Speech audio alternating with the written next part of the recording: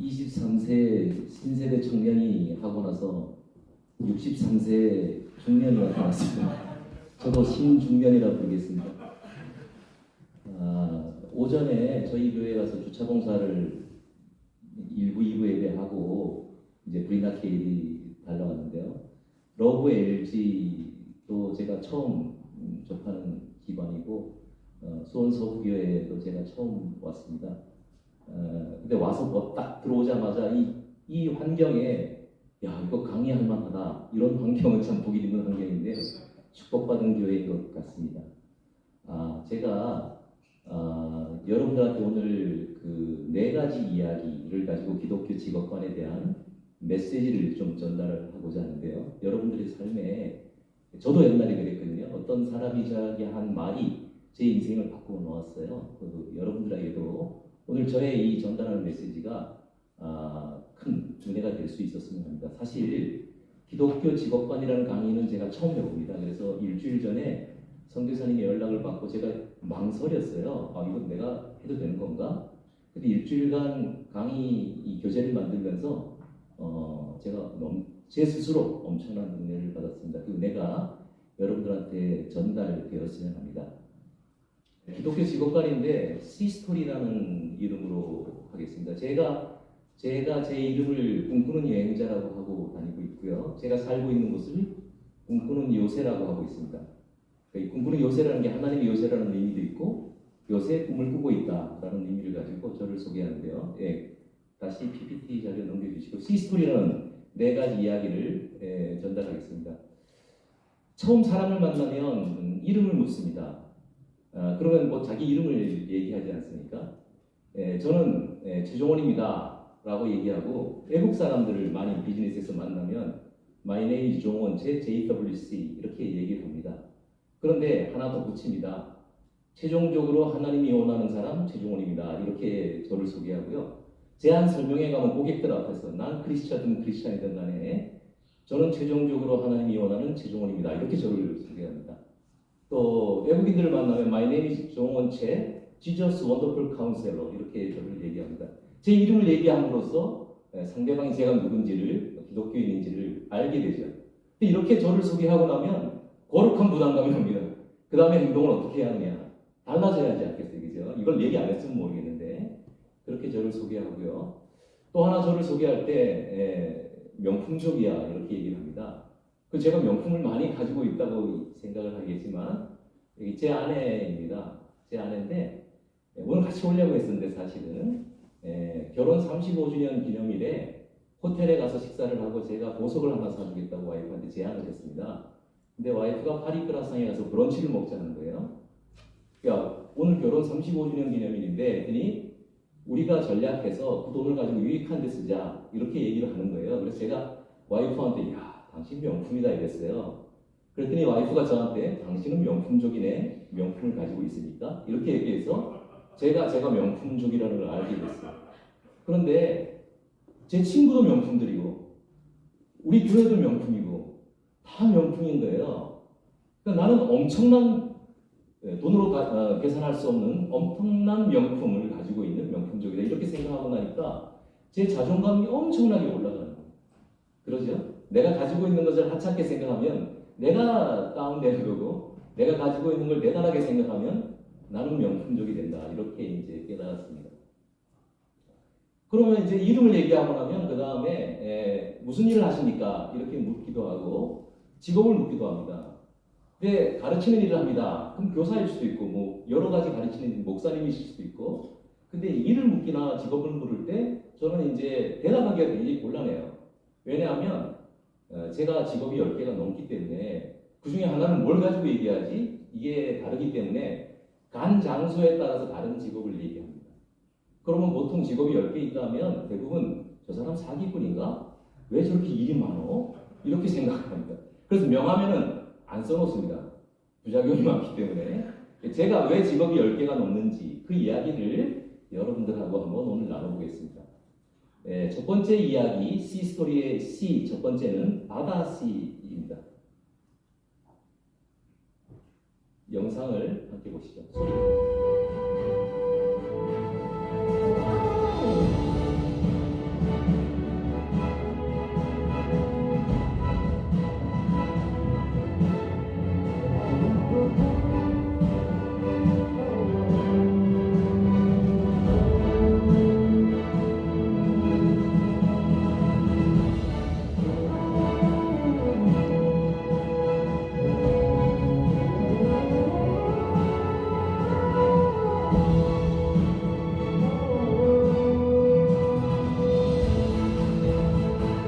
2분 정도 되니까 같이 한번 보시겠습니다.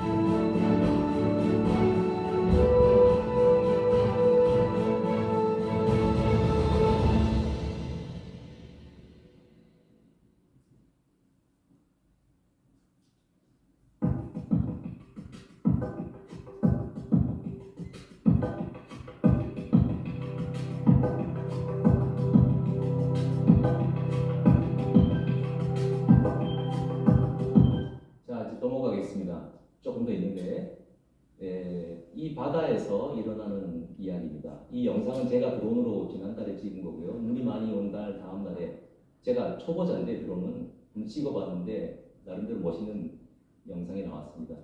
이 청년은 자기가 잘 하는 것이 대금을 잘 부는 일이었습니다.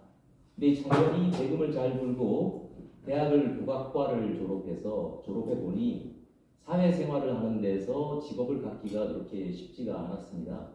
그래서 이 청년이 생각한 것이 내가 창업을 해보겠다 이렇게 생각을 해서 양재동의 국악고등학교 앞에다가 조그만 국악학원을 냈어요. 그런데 이 국악학원이 생각보다 굉장히 잘 됐습니다. 그러니까 이 청년이 국악만 가르치는 게 아니라 보습학원을 또 냈어요. 그래서 공부도 가르쳤죠. 그러다 보니까 또 학원이 잘 됐어요. 그런데 음악을 하는 친구들이 몸이 아픈 거예요. 그래서 필라테스라든가 이런 걸 하는 헬스 학원을 또 냈습니다. 그래서 학원을 가지고 번창을 했어요. 그런데 이 청년이 10년 정도 돈을 벌면서 사업이 잘 되니 몸이 아팠어요. 그래서 자기가 이렇게 살다가 평생 일만 하다가 돈만 벌다 사는 게 무슨 의미가 있을까 해서 바다에 놀러 갔어요. 네, 바다에 놀러 갔는데 캠핑으로 놀러 갔는데 바다에서 일주일 동안 놀아보니까 바다가 너무 좋은 거예요, 자기한테. 그래서 바다에서 살고 싶은데 일도 해야 하고 바다에도 살고 싶고 어떡하지? 이렇게 하다가 이 친구가 어부학교를 갔습니다. 그래서 일주일의 절반은 일을 하고 절반은 바다에서 어부를 하자 이런 결심을 했습니다. 그래서 목요일까지는 서울에서 일을 하고 목요일 저녁에 운전을 해서 내려와서 강원도 양양에서 금요일, 토요일, 주일, 월요일까지 아침까지 어부를 하고 오후에 올라와서 다시 학원 일을 하는 게 됐죠. 근데 이 친구가 어부를 해서 버는 돈은 아무것도 없습니다. 배에서 잡은 걸 가지고 라면을 끓여 먹고 잡은 물고기를 집에 좀 가지고 오고 그리고 캠핑카를 가지고 물고기 잡은 오후에는 친구와 함께 이렇게 맛있는 삼겹살을 구워 먹는 이 삶을 살아가면서 서울에 올라와서 자기 본업에 절반만 충실한 거예요. 근데 이 친구가 여기에 끝나지 않고 젊은 친구들 중에서 어부가 되고자 내려온 친구들을 만나서 커뮤니티를 만들고 있어요. 그래서 어부의 커뮤니티를 만들어서 우리가 어부의 요새를 만들자 이렇게 해서 이 친구가 하고 있어요. 이 친구가 제 조카입니다. 그래서 조카가 집이 있잖아요, 거기. 제가 조카가 절반만 거기 있으니까 너가 없는 절반은 내가 가서 있을게. 이렇게 제가 가서 아침마다 개를 데리고 이렇게 바닷가에 가서 저 옆에 있는 개가 라떼입니다. 갈색에 하얀 줄이 있죠. 그래서 제가 라떼라고 했습니다. 겨울엔 아이스 라떼고 여름은 그렇게 했습니다. 이게 바다의 이야기인데요. 저는 그 바다에서 양양 6개월 살아보기를 했습니다. 양양 6개월 살아보기를 했는데 지금 6개월째입니다. 여행도 하고 맛집도 다니고 제가 요리도 만들고 취미생활도 하고 그 다음에 여러 사람을 만나고 커뮤니티를 만들고 이런 일들을 하고 있는데요. 제 블로그가 코칭 CEO고 유튜브에 꿈꾸는 요새를 치면 제가 어떻게 노는지가 몇백 개의 영상이 올라가 있고요. 꿈꾸는 요리사는 제가 음식 만드는 걸 올리고 있습니다. 그 다음에 반려견 라떼의 얘기. 놀면서 라떼는 어떻게 생각하고 있을까라는 걸 라떼 입장에 제가 얘기를 써보고 있어요. 그래서 이런 일들을 하면서 제가 꿈꾸는 여행자의 삶을 살아가고 있습니다. 놀면서 산다고 생각하시면 안 되고요. 저가 새로운 미래를 지금 준비하고 있습니다. 첫 번째 이야기는 바다 이야기였고요. 두 번째 이야기는 시니어 스토리. 그러니까 제가 지금 아까 신중년이라고 그랬잖아요. 지금까지 63년 동안 어떻게 살아왔는지, 왜 바다에 가서 저 사람이 저러고 있는지 그런 이야기를 짧게 나누겠습니다. 저는 34살까지 굉장히 자존감이 낮은 청년이었어요. 정말 자존감 하면 굉장히 낮았어요. 근데 어릴 때 제가 공부를 초등학교 시골에서 강릉인데 제 고향이 강릉에서 반에서 꼴등이었습니다. 그리고 외모가 까매서 제 별명이 깜조지였어요. 지금도 까맣지만 어릴 때 더 까맸어요. 그렇다가 이제 중3 때 서울로 전학을 왔는데 별명이 멍게라고 불렀어요. 여드름이 이렇게 나는데 강릉에서 왔다니까 멍게라고 그랬어요. 근데 그 멍게가 저의 정체성이 돼버린 거예요. 너무 창피하고. 그 다음에 제가 올라온 학교가 미션스쿨 중고등학교로 올라온 거예요, 갑자기. 그러니까 시골에서 불교적인 걸 믿고 있다가 서울에 와서 기독교를 믿고 나니까 정체성이 마구 헷갈리는 거예요. 그리고 아버지가 돌아가시고, 또 대학에 갔는데, 대학은 또 실패를 해가지고 2차 대학을 갔고, 또 그 공부를 해보니까 다른 애들보다 전공을 잘 못하는 거예요. 또 그 와중에 어머니가 돌아가셨어요. 이렇게 하는 와중에 또 제가 결혼을 했습니다. 그러니까 가족이 다 없으니까 대학교 1학년 때 만났던 여자친구랑 결혼을 했어요. 결혼을 했는데 직장도 없고 집도 없고 하다 보니 처가살이를 했어요. 그 처가살이를 하면서 군대도 갔다 오고 애도 또 빨리 낳았어요. 결혼하니까 젊을 때 또 애가 나오잖아요. 그리고 군대를 갔다 와서 딸이 태어났는데 생계가 곤란할 지경이니까 그때 제가 첫 직장을 구하였습니다. 그 직장을 30년을 다닌 거예요. 그 직장이 그 LG 전자 지금에 들어가서 제가 일을 하게 됐고요. 컴퓨터 회사로 옮겨달라 해가지고 LG 기다치라는 회사에 왔는데요. 그 회사에 들어갔더니 전부 서울대, 연대, 고대, 카이스트 이런 직원들, LG가 그 당시 학벌이 좋은 친구들이 많이 들어와서 제 학벌이 또 낮은 거예요. 그러다 보니까 부서가 변방 부서에 배치되고 급여 책정도 다른 친구보다 낮고 근무 환경도 좀 어려운 고객들을 다니니까 제가 열등한 환경에서 일하게 되고 이렇게 돼서 안 되겠다. 내가 쟤들을 꺾을 방법이 별로 없으니 나는 일본으로 가서 일을 해야겠다. 이렇게 해서 자원을 해갖고 일본으로 넘어갔습니다. 일본으로 30년 몇 년 전에 넘어갔더니까 그때 당시는 정말 편견이 심하다. 우리도 지금 동남아에서 사람들 보면 편견이 심하잖아요. 그때 일본 사람들이 굉장한 편견과 이런 걸 가지고 저를 대했고요. 저는 직원들 출장비를 들고 가다가 외환관리법 위반으로 걸려서 전과자가 됐어요. 직원들 출장비를 들고 가는 것도 일정 액수를 넘으면 전과자라 그러더라고요. 그런 상황이었고 일본에 가서 정말 열심히 해서 어느 정도 성공을 했는데 34살에 일본 경제가 어려워지면서 한국인 철수명령이 내려가고 업무 철수가 됐어요. 34살에 제 나름대로 일본에 가서 이루어놨던 일들이 다 꽝이 돼가지고 한국에 돌아와서 그만 회사를 두고 만두 가게를 차리려고 했습니다. 그때 제가 일본에서 본 게 왕장이라는 만두 프랜차이즈가 있었는데 저 만두 가게를 가지고 와서 한국에서 프랜차이즈를 만들면 돈을 벌 수 있다. 이렇게 생각해서 와서 34살에 그 꿈을 실현하려고 하는데 못했습니다. 아내가 그 꿈 알렸습니다. 당신의 적성은 자기가 보기엔 직장에서 성공할 수 있는 가능성이 있다, 당신에게. 근데 제가 열등감이 많아서 안 된다. 나 꽝인데 지금. 했는데 아내는 아니다. 당신은 정말 크게 성공할 사람인데 저를 용기를 풀어주면서 그 대신에 교회 가야 한다. 그래서 와이프는 이제 기독교인이었거든요. 저는 아니었고. 제가 미션 스쿨을 나왔지만 하나님을 안 믿었습니다. 근데 34살에 모든 것이 좌절이 된 다음에 아내의 그 부르심에 따라서 나간 것이 교회입니다. 교회를 나가고 나서 제가 자존감이 높아지기 시작하는데 원래 제가 좀 좋아질 때는 가속을 뒀거든요. 그때는 제가 제일 먼저 한 게 고등학교 때 들었던 선한 목자 그 찬송이 막 생각이 나면서 하나님 나의 목자시다부터 해서 천하보다 귀한 나 하나님의 아들 하나님이 기뻐하는 자 축복의 통로 사랑을 나는 어부 오병이어 30배 60배 100배 이런 게 저한테 막 그냥 꼽히는 거예요. 읽을 때마다 이게 내 인생에 일어날 수 있겠다 이렇게 제가 생각을 하게 됐죠. 하나님을 믿고 나서 물론 빨리 된 건 아니지만 근데 제 인생에 기적들이 일어났어요. 제가 일본에 계속 있었으면 개발자로서 프로그래머로서 이렇게 계속 갔을 텐데 일이 꽝이 되는 바람에 일이 없어지는 바람에 새로운 길이 열리기 시작하는데 사장님이 저를 사내 벤처, 그 당시만 해도 벤처라는 문화가 없었는데 우리 회사 최초의 사내 벤처 팀을 만들면서 저를 초대 팀장으로 발령을 했어요. 그래서 기적 같은 일이 저한테 벌어졌죠. 왜 했는지도 잘 모르는데 그 다음에 이제 제가 그 일본에 오래 있다 왔으니까 일본어를 잘하니까 일본 사람들 컨설턴트들하고 같이 해서 금융, 은행들 컨설팅을 하게 됐습니다.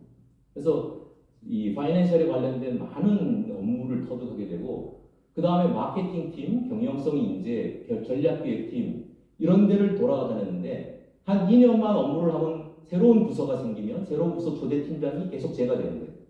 그러니까 회사에서 새로운 일을 만들면서 무조건 초대팀장은 저예요. 그런 일들이 벌어지면서 제가 42살에 상무가 되고 49살에 사장이 됐습니다. 제 전임 사장님이 저보다 14살이 많으셨는데 회사에서 14살 아래로 사장이 내려온다는 것은 거의 이거는 있을 수가 없는 일입니다. 그 다음 제가 55세에 퇴임을 했는데 제가 참 고백할 거는 제가 기독교인이 34살이 됐는데 49살까지 주일 성수를 안 했습니다. 주일날 뭐 했겠어요? 접대하러 골프 치러 다녔습니다. 그리고 비가 오거나 바람 불거나 눈이 오면 교회를 나왔습니다. 그런데 교회를 오면 저를 위해서 어떤 권사님이 중보 기도를 해주시는 거예요. 그래서 3년 동안 제 손을 잡고 기도가 뭐였냐면 하나님 아버지 우리 최종원 집사님을 사장시켜 주십시오. 저분이 하나님을 사랑하는데 그 회사의 사장님이 주일마다 끌고 나가가지고 골프를 시키고 술을 먹이고 이렇게 하니 하나님이 사장을 시켜줘서 교회를 나올 수 있게 해주십시오. 라는 기도를 했어요. 1대1로 기도를 해주시는데 저는 그 기도를 받으면서 권사님 저는 될 수가 없어요. 나이도 어리고 회사 실적도 안 좋고 제가 사장 될 가능성은 제로입니다. 하고 제가 이제 기도를 받았는데 어느 날 사장이 됐다라는 발령을 받고 우리 형제들이 먼저 머리에 떠오르고 그 다음에 그 권사님이 떠오르는 거예요. 아 이거는 하나님이 우리 가족과 교회 분들의 기도를 들으셨구나. 나는 안 된다고 했는데 그래서 그때부터 제가 주일 성수를 지키기 시작했어요. 왜냐하면 빨리 사장을 그만두게 하실 것도 하나님이니까 주일 성수를 잘 지켜서 오래 해야겠다 이런 생각을 하게 됐습니다. 그래서 제가 이런 상황에서 퇴임을 이제 하게 됐는데 사장을 3년임을 해서 6년간 했는데 너무 빨리 출세를 하다 보니까 55세에 은퇴를 하게 된 거예요. 그 은퇴를 하고 이제 뭐를 할까 남은 인생에 이런 생각을 하다가 일단 공부를 좀 하자 해서 북경으로 넘어갔습니다. 그래서 북경의 어원대학이라고 하는 대학에 가서 18살에서 19살 청년들하고 같이 공부를 했습니다. 그리고 또 뭐 할까 하다가 네팔 히말라야를 내가 한번 다 훑어보자 이런 생각을 해서 네팔로 가가지고 히말라야 트레킹을 한 달간 다녔습니다. 집사람하고 같이 공부는 저 혼자 하러 가고 그러면서 내가 남은 인생을 어떻게 살 건가 라는 생각을 했는데 지금과 같이 살면 안 되겠다 이런 생각을 하고 이제 네팔에서 돌아왔습니다. 그런데 이때부터 저에게 콜링이 오는 겁니다. 저는 이제 어떻게 살 건가라는 고민을 하고 있는데 첫 번째 콜링이 너는 다음 세대를 위해서 살아라는 콜링이 왔어요. 지금 기아대책기구 회장이신 유원식 회장님이 제가 회사를 퇴임하기 3일 전에 부르셨어요. 기아대책기구로 오라고. 갔는데 기도 중에 하나님이 저에게 최종원 사장은 더 이상 하지 말고 다음 세대를 위한 사역을 하라는 메시지를 전하시는 것 같다고 얘기를 하는 거예요. 본인은 기아를 섬길 테니 최 사장은 다음 세대를 섬겨라 이런 콜링을 주셨어요. 그래서 제가 그거를 하나님의 말씀으로 받아들이고 청년애들이라는 단체에 들어가서 제가 청년 사역을 하기 시작했어요. 그래서 청년 컨퍼런스가 이런 게 열리면 컨퍼런스를 기획하고 강사로 뛰고 이런 일들을 이때부터 제가 하게 됐고요. 그러다 보니까 CPS 기독교 방송에서 방송 진행, 청년을 대상으로 하는 방송을 진행해달라 해서 진행자가 됐고요. 또 선교단체에서 제가 과학기술 쪽을 했기 때문에 과학기술인 선교 FMNC라는 곳에서 저를 사역을 해달라 해서 또 선교단체에 들어가서 일을 했고 그러다가 제 스스로 CEO가 쏜다라는 프로그램을 만들어서 이태원에서 카페를 빌려가지고 청년들을 대상으로 CEO들이 3-4명이 청년들을 불러서 밥 사주면서 서로 진로에 대한 토크를 나누는 이런 프로그램을 지금 7년째 배우고 있습니다. 그러다가 가난한 나라에 학교 짓기 운동하는 곳에 들어가가지고 지금 10,000개 학교를 짓기 중에서 120개 정도 학교를 지금 가난한 나라에 짓고 있고요. 그러는 와중에 국가에서 또 부르심이 있어가지고 정보통신전략위원회라는 것이 국무총리 산하 15부 장관하고 민간인들 13명이 하는 이 기구입니다. 거기에 들어서 정부 일도 하게 되고 이러는 와중에 제가 또 위담 한방병원이라는 병원에서 홀링이 있었습니다. 그래서 제가 IT와 의료는 앞으로의 선교에 굉장히 중요한 영역이기 때문에 제가 위담 한방병원이라는 곳에 들어갔습니다. 근데 이 위담 한방병원에 들어가서 2007년에 총괄대표, 위담 한방병원이라는 게 여러 회사가 있습니다. 거기 여러 회사의 총괄 CEO가 됐고요. 거기에서 위담 바이오 등 뭐 여러 가지 하고 충주 위담 통합병원이라는 양방병원과 한방병원이 통합된 병원을 온천, 수안보 온천에다가 짓고 그리고 2021년 퇴임을 하게 됐습니다. 그러니까 이제 다시 또 6년의 시간이 끝났죠. 이까지가 제가 지금까지 사장님으로서 살아온 이야기인데요. 다음에 이제 세 번째 이야기입니다. C 스토리,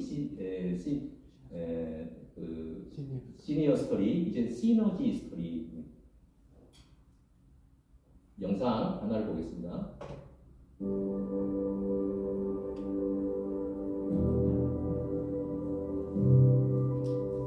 네팔 제2의 도시 포카라. 히말라야 산맥을 바라보며 좁은 산길을 오르다 보면 해발 1500m의 사라콘 마을이 있습니다. 예로부터 빈민자들이 살던 이곳에 한국의 크리스천들이 찾아왔습니다.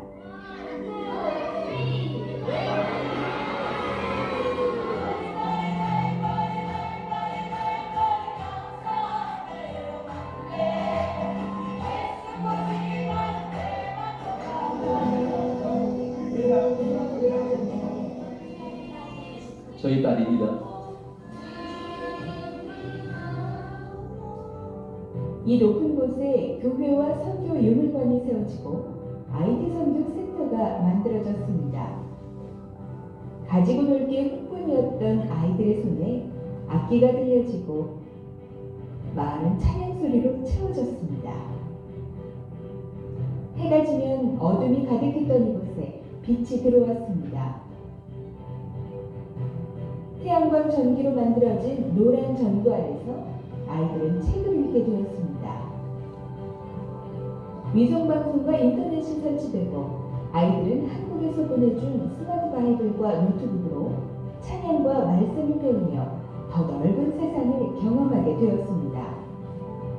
네팔과 같이 전도가 금지된 이웃이 세계 곳곳에 있습니다. 이 시대에 하나님이 허락하신 IT 기술을 통해 언제 어디서나 복음을 전할 수 있게 되었습니다. FMNC는 스마트 바이블과 노트북을 보급해 IT 센터를 중심으로 복음화에 힘쓰고 있습니다. 세계 모든 사람에게 복음을, 세계 모든 그리스도인이 선교할 수 있는 IT 선교, FMNC가 섬기고 있습니다.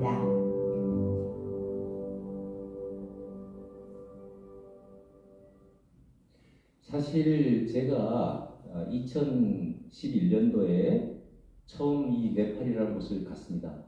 근데 처음에는 목사님이 단기 선교를 가자 해서 어렵게 마음 내키지도 않는 이런 그 단기 선교를 네팔로 갔는데 거기서 제 인생이 또 바뀌었습니다.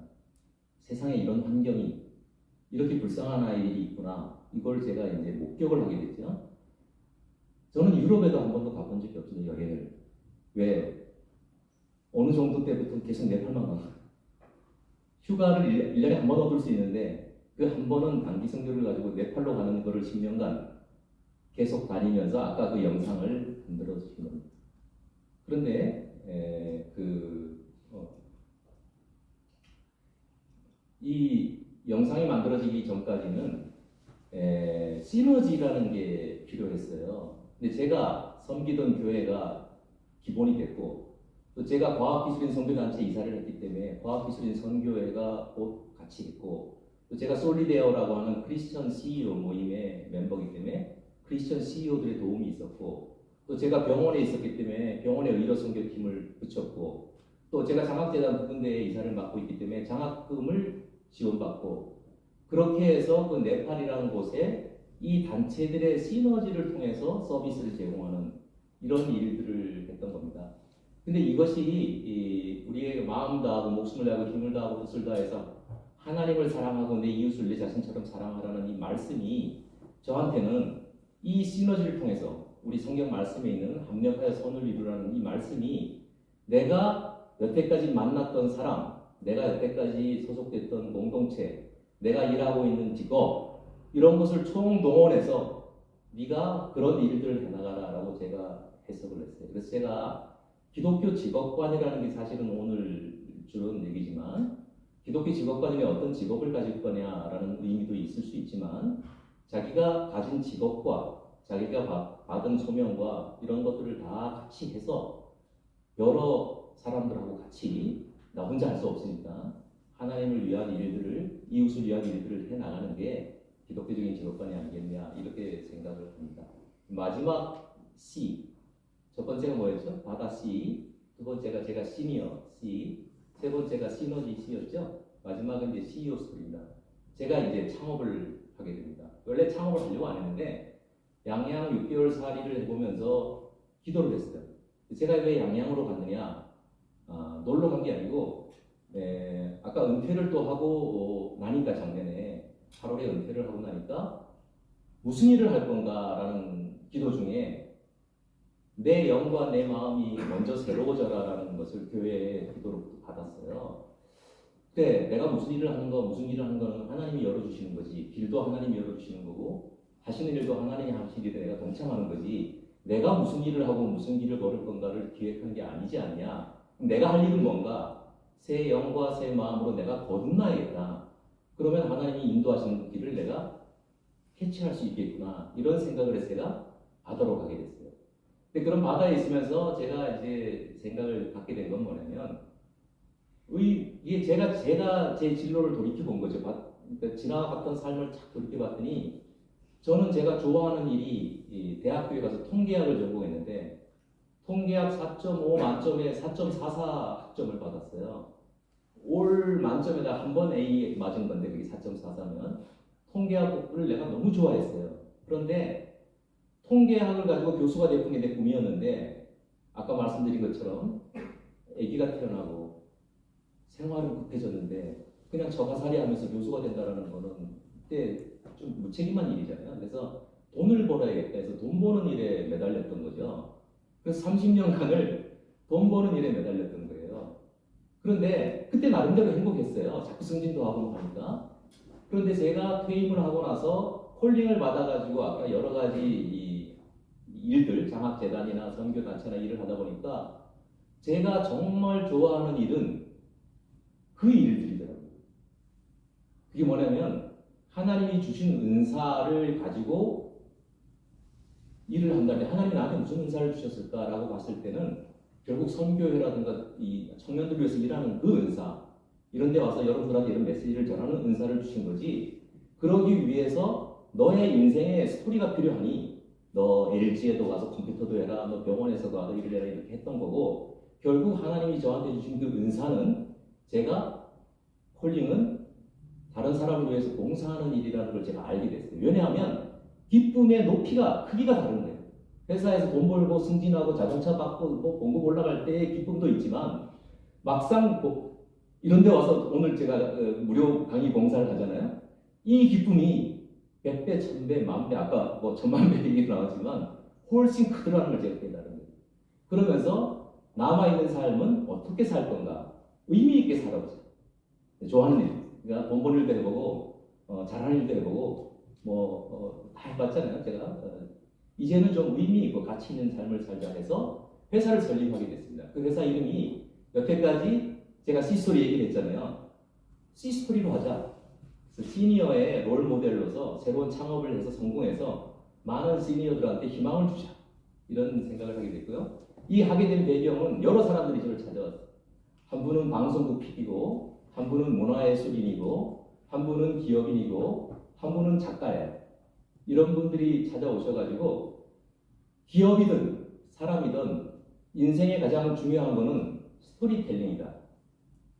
어떤 스토리, 그 스토리는 하나님이 쓰는 스토리겠죠. 아까 저 이전에 나왔던 우리 23살의 청년 강사의 그 스토리 너무 멋졌잖아요. 그죠? 그런 스토리가 내 삶에 있다라는 것을 어떻게 만들어 나가느냐.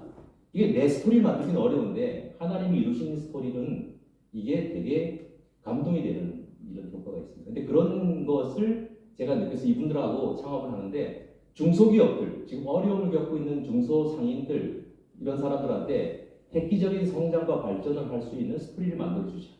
이게 첫 번째 미션이고요. 시니어들의 새로운 문화 및 일자리를 창출해주자.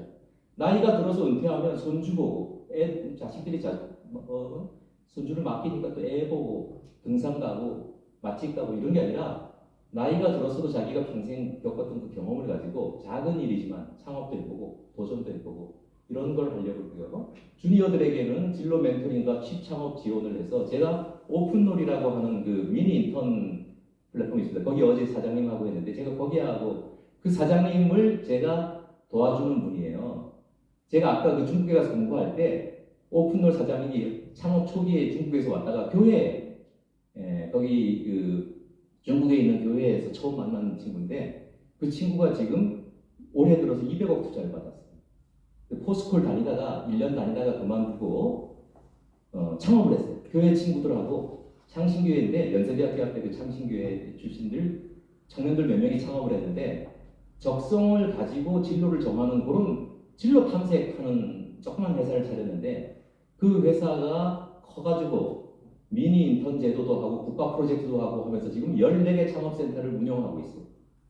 그리고 건물도 지금 많이 사고 투자도 200억을 받고 저는 그걸 봤잖아요. 그래서 근데 이 친구가 기독교인인데 철학을 공부한 친구인데 왜 포스코에 그냥 다니지? 1년 다니다가 신입사원이 그만둬서 창업을 했느냐라는 얘기를 들어보면 이상하다는 거예요. 이 포스코 같은 대기업에 들어오면 만족하잖아요. 다. 그런데 불만이 높다는 거예요. 직원들 인사부서에서 일하면. 왜 불만이 높냐? 자기가 원하는 일이 아니고 자기가 좋아하는 일이 아니다 보니까 회사는 좋은 데 들어왔는데 일이 자기 만족도가 없는 거예요. 이것을 보고 야 이거 문제가 있다. 그래서 자기가 이 문제를 해결하겠다고 나와서 차린 게 그 회사 오픈롤이에요. 그래서 제가 그 미니 인턴 프로그램을 가지고 시니어들도 자기 능력을 가지고 미니 인턴을 해서 창업을 할 수 있는 취업을 할 수 있는 이런 일들을 해야겠다. 이런 일들을 하게 됐습니다. 자 이제 제가 마무리를 좀 해야 하는데요. 여러 가지 서비스를 하는데 제가 이제 메시지를 하나만 전달하겠습니다. 제가 가장 제 인생에서 저를 완전히 바꿔놓은 성경 말씀이 있습니다. 시편 23편 말씀인데 이 직업이라는 것은 경영입니다. 뭐를 경영해야 하냐면 자기 인생을 경영하는 또 기업을 경영하는 이 두 가지가 있는데 초반에는 인생 경영에 포커싱이 많이 있을 거고 어느 정도 리더가 되면 기업 경영에 포커싱이 많이 있을 겁니다. 근데 이 인생 경영에서 제가 그림을 하나 그렸어요. 제 얼굴이 안 나오게 해서 요 전체 화면에 보여주게끔 한번 해주세요. 제가 인생 경영 시스템이라는 걸 만들었는데 인생에서는 인풋이 있고 프로세스가 있고 아웃풋이 있다. 근데 인풋은 주체가 누구냐, 환경이 어떤 환경이냐, 가지고 있는 자원이 어떤 거냐라는 것이 인풋이고 프로세스는 메커니즘, 습관, 가지고 있는 이 사람의 생활 습관 이런 거고 아웃풋은 성과다 이렇게 해서 했는데 이게 제 얘기가 아니라 기업 경영의 진리에 나오는 기업 경영의 메커니즘이에요. 근데 제가 이걸 인생에다가 도입하고 시편 23편을 봤는데 자 보세요. 가장 중요한 건 내 인생의 주체가 누구냐입니다. 인생의 주체는 하나님일 수 있고 사탄이 내 인생을 좌지우지할 수도 있고 세상 환경이 나를 좌지우지할 수도 있고 내 스스로가 신이다 생각하는 사람도 있어요. 굉장히 많죠. 근데 시편 1편에 제가 보면 여호와는 나의 목자시니 여호와가 나의 주체가 되면 부족함이 없다라는 말씀이 있잖아요. 그죠? 근데 하나님이 인생의 주체가 되면 인생이 바뀝니다. 인풋이 바뀌면. 근데 하나님이 인생의 주체가 안 됐을 때 가장 많은 주체가 될 수 있는 게 사탄이 내 인생의 주체가 되기가 되게 많은 거예요. 그러니까 이런 의미. 두 번째는 이제 환경입니다. 환경이라는 게 시간, 나이죠. 또 주어진 시간, 또 장소, 내가 어떤 출신이냐, 지역이냐, 또 물질, 내가 가지고 있는 것이 뭐냐. 그다음 내 인맥들. 이거를 자원이라고 생각하는 사람이 많아요. 내가 가지고 있는 자원은 환경이다, 돈이다, 내 인맥이다. 이거 자원이 아니에요. 환경이지. 자기가 가진 게 아니에요. 그거는 주어진 거지. 그러니까 이런 것들은 시편 2편, 23편 2편을 보면 그가 나를 푸른 초장에 누이시며 쉴만한 물가로 인도하시는 도다라는 것은 환경조차도 모든 환경, 내가 처해 있는 환경은 하나님이 인도하시는 거다. 이렇게 이제 깨달음이 온 거죠. 이 다음에 중요한 것은 자원은 뭔가? 자원은 뭐냐면 내가 가지고 있는 내 몸, 내 마음, 내 영, 생명력 이런 것이 자원인 거예요. 내 것. 이거는 3절에 보면 3편에 보면 23편 3절을 보면 내 영혼을 소생시키고 이름을 위하여 의의 길로 인도하시는 분은 하나님이시다. 내 영혼을 소생시킨다 했잖아요. 그죠? 나의 자원을 새롭게 소생시키는 것은 하나님이라는 얘기예요. 그래서 이런 말씀이고 메커니즘은요. 이게 제가 제일 중요하게 생각하는 건데 나는 어떤 메커니즘을 가지고 있냐면요. 내 스스로 뭘 못하니까 하나님이 사람을 보내주세요. 그 사람을 통해서 저한테 지혜를 주세요. 그리고 그 지혜를 주신 걸 가지고 사업을 하게 돼요. 사업을 통해서 열정을 얻게 돼요. 네, 노름은 건강하고 할 것 같죠? 근데 건강한 사업을 하면 건강해집니다.